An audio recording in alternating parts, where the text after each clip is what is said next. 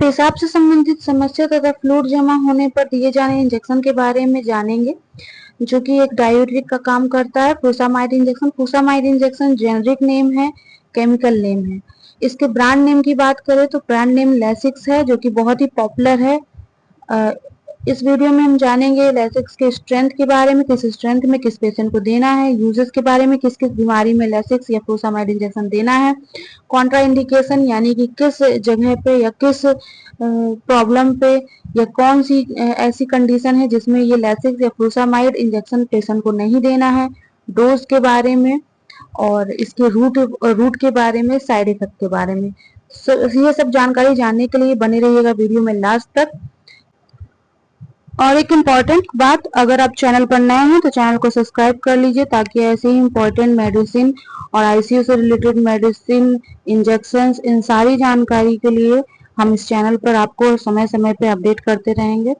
तो चलिए शुरू करते हैं। Hello friends, welcome to doctor Preeti YouTube channel. आज हम बात करेंगे इस वीडियो के माध्यम से फुसामाइड इंजेक्शन के बारे में, जो कि एक डायूरेटिक इंजेक्शन है जो हमारे शरीर में एक्सेस साल्ट के एब्जॉर्प्शन को रोकता है। यह यूरिन के आउटपुट को बढ़ा करके हमारे शरीर के एक्सेस साल्ट को शरीर से बाहर निकाल देता है। इसे हम लैसिक्स इंजेक्शन के नाम से जानते हैं, जो कि बहुत ही पॉपुलर ब्रांड है।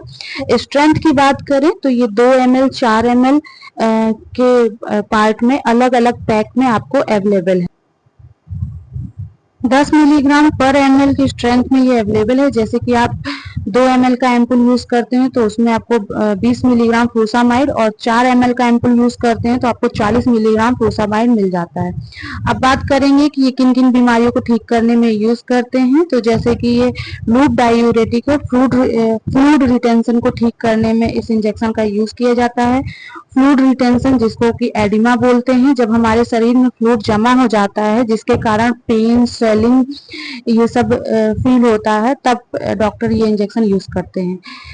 यह बीमारी की वजह तथा मेडिसिन की वजह से हो सकता है ये जो एडिमा हो रहा है, बॉडी में फ्लूइड जमा हो रहा है, इसे ठीक करने के लिए फ्लूइड को बाहर निकालना बहुत ही जरूरी हो जाता है। यह इंजेक्शन तब डॉक्टर आपको देते हैं। हो सकता है फेफड़ों में भी जमा हो सकता है ये फ्लूइड, इसे पल्मोनरी एडिमा बोलते हैं, जो कि जब फेफड़ों में जमा होता है, पल्मोनरी एडिमा हो जाता है पेशेंट को, तो सांस लेने में परेशानी, चेस्ट में पेन, ब्रेन में अगर जमा हो रहा है तो उसको सेरिब्रल एडिमा कहते हैं। जब ब्रेन में जमा होता है तो उसको दर्द पेशेंट को हो सकता है, प्रेशर फील हो सकता है ब्रेन में। तो कुछ पेशेंट के पेट में भी अगर पानी इकट्ठा हो जाए तो पेट फूल हो जाता है, उसकी नसें यानी वेन्स तक दिखने लगती हैं और पेट में दर्द हो। कुछ पेशेंट कंजेस्टिव हार्ट फेल्योर के पेशेंट होते हैं, तो उनके शरीर में ब्लड वॉल्यूम को कंट्रोल करने के लिए भी डॉक्टर ये मेडिसिन देते हैं। और कुछ पेशेंट जो हैं, जैसे कि जिनको नेफ्रोटिक सिंड्रोम नाम की बीमारी होती है, जिसे किडनी से डिसीज भी बोलते हैं, तब क्या होता है, उनके यूरिन से बहुत ज्यादा प्रोटीन बाहर निकलने लगता है, ये जो कि बहुत ज्यादा निकलता है, जिसकी वजह से पेशेंट के पाँव या एंकल्स में पेन होने लगता है। तब भी डॉक्टर ये डायूरेटिक इंजेक्शन है तो ये इंजेक्शन यूज करते हैं, ताकि उसके यूरिन से इन सब प्रॉब्लम्स को रोका जा सके। कुछ पेशेंट्स जैसे हाइपरटेंशन के होते हैं, हाई बीपी, कभी कभी क्या होता है उनका बीपी बहुत ही हाई हो जाता है, तब पेशेंट इमरजेंसी इंजेक्शन के रूप में लैसिक्स का यूज करते हैं, क्योंकि ये उस समय पे हाइपरटेंसिव पेशेंट की जान बचाने में बहुत ही अच्छा वर्क करता है। अब जानेंगे इसके कॉन्ट्रा इंडिकेशंस के बारे में कि ये कहाँ कहाँ किस किस पेशेंट को नहीं लेना है। तो अगर किसी को यूरिन आउटपुट की प्रॉब्लम है तो उस पेशेंट को लैसिक्स इंजेक्शन नहीं देना है।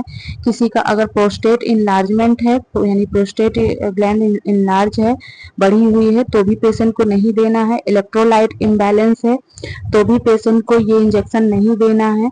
डायबिटीज मिलिटस का पेशेंट है, डायबिटीज है पेशेंट को, तो भी इंजेक्शन नहीं देना है। लूपस है ऐसे, जो कि एक ऑटो इम्यून डिसीज है, तो भी ये पेशेंट को इंजेक्शन नहीं देना है। गाउट यानी गठिया टाइप की प्रॉब्लम है तो भी नहीं देना है। किसी को एलर्जिक रिएक्शंस हो रहे होते हैं किसी भी इंजेक्शन से या इस इंजेक्शन से, तो भी उस पेशेंट को नहीं देना है।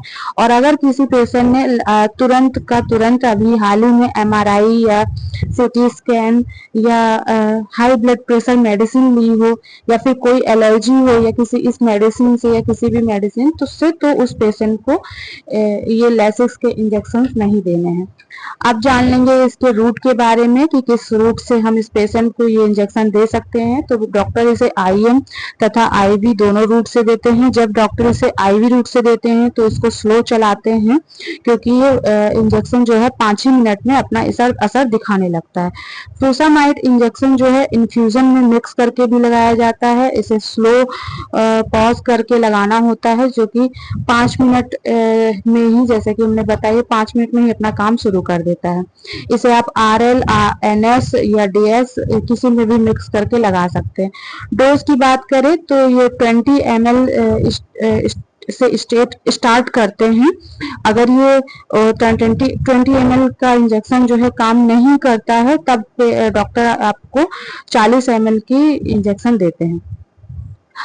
अब प्रेग्नेंट वुमेन की बात करें तो प्रेग्नेंट वुमेन को ये इंजेक्शन नहीं देना चाहिए, लेकिन वो अगर बहुत ही ज्यादा प्रॉब्लम है, उसको ये इंजेक्शन देने की जरूरत पड़ रही है, तो कुछ स्पेशल प्रिकॉशंस या फिर लो डोज में ही प्रेग्नेंट वुमेन को ये इंजेक्शन देना चाहिए।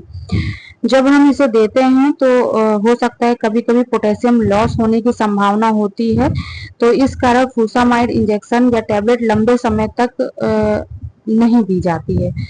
तब हो सकता है अगर किसी पेशेंट को तब भी जरूरत पड़ रही है, लंबे समय तक दिया जा रही है, तो उसके साथ कोई दूसरी मेडिसिन भी ऐड करके दी जाती है, ताकि पेशेंट का पोटेशियम बैलेंस रहे। और पोटेशियम बैलेंस करना वहाँ पे बहुत जरूरी हो जाता है।